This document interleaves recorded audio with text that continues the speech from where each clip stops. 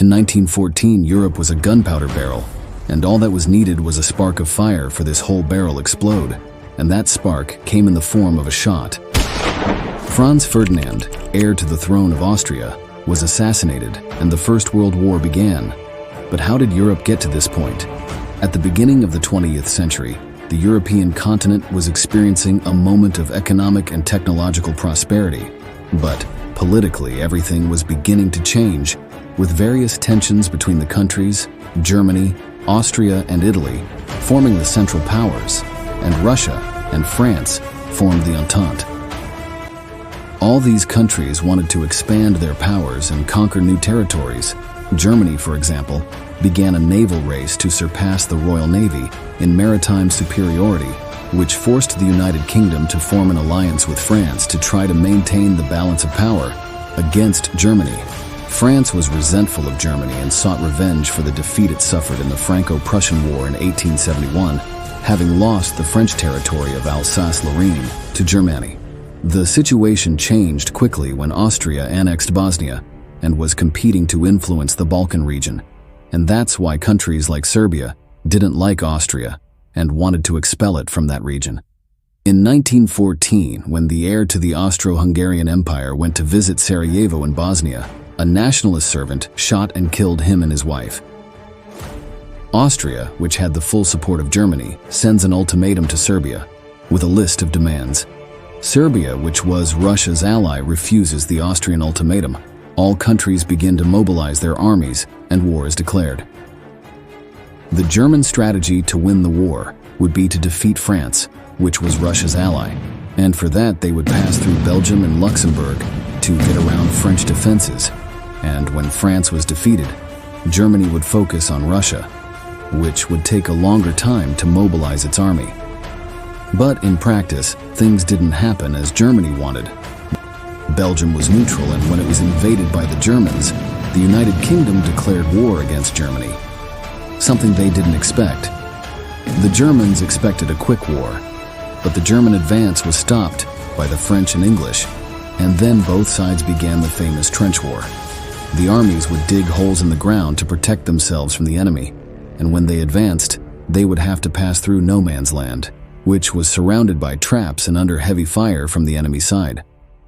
On the Eastern Front, Russia started considerably well and conquered some territories.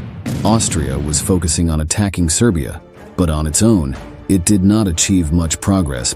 Months after the start of the war, the Ottoman Empire allied itself with Germany and declared war on the Triple Entente. At the beginning of 1915, the United Kingdom and France attempted the Gallipoli campaign, which aimed to attack the Ottoman Empire, but this campaign failed. Germany had an unrestricted submarine warfare policy, which aimed to prevent weapons and supplies from reaching the United Kingdom and France, so they would attack any ship that entered unauthorized waters. Shortly after, Italy, which was previously an ally of Germany and Austria, but had remained neutral in the war, receives a proposal to join France and the kingdom in exchange for receiving Austrian territories, so Italy declares war on the Central Powers, but is unable to advance much, and the forehead sits on a stalemate. At the end of 1915, Bulgaria entered the war on the German side, and with help from Austria, they finally managed to defeat Serbia and occupy all of its territory.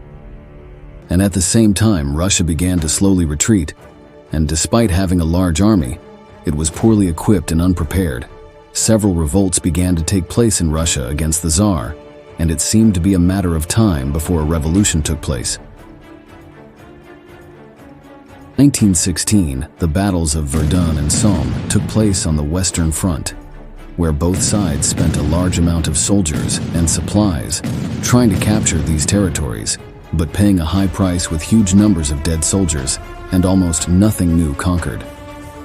Germany continued to advance on the Eastern Front, and Romania joined the Triple Alliance to try to alleviate German pressure on the Russian front. But shortly afterwards, it was completely occupied.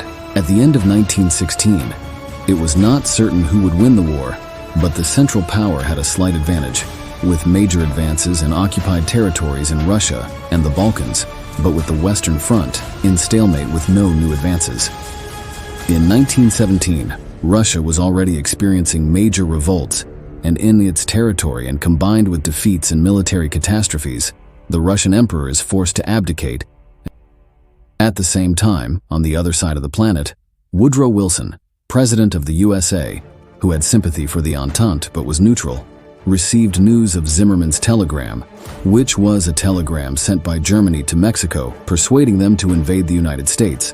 And shortly afterwards, because of the German strategy of sinking ships without restriction, several American ships had been sunk, so Woodrow Wilson declared war on Germany. In 1918, the Russian Civil War starts. Russia leaves the war and signs a peace treaty with Germany, ceding several territories in exchange for peace. Germany needed to act quickly before American troops arrived on the continent, so it launched the Spring Offensive. The Germans managed to advance on the front, but not enough to change the war. Meanwhile, the Central Powers were very unstable. Because of the British blockade, there was little food, and several revolts began to happen in Austria, and even in Germany, and the war did not seem to be close to being won by them. On the Italian and French front, the Entente begins to advance and make the Central Powers retreat. With major revolts, little supplies, and no hope of the war being won, Austria-Hungary makes a peace agreement and leaves the war. A few days later, Germany signs a ceasefire and surrenders. Thus ended one of the bloodiest and most brutal wars in Europe. Germany is forced to sign the Treaty of Versailles, which would humiliate it for the war and make it guilty of all this happening, and loses several territories in Europe, in addition to having to pay high debts to the country's winners.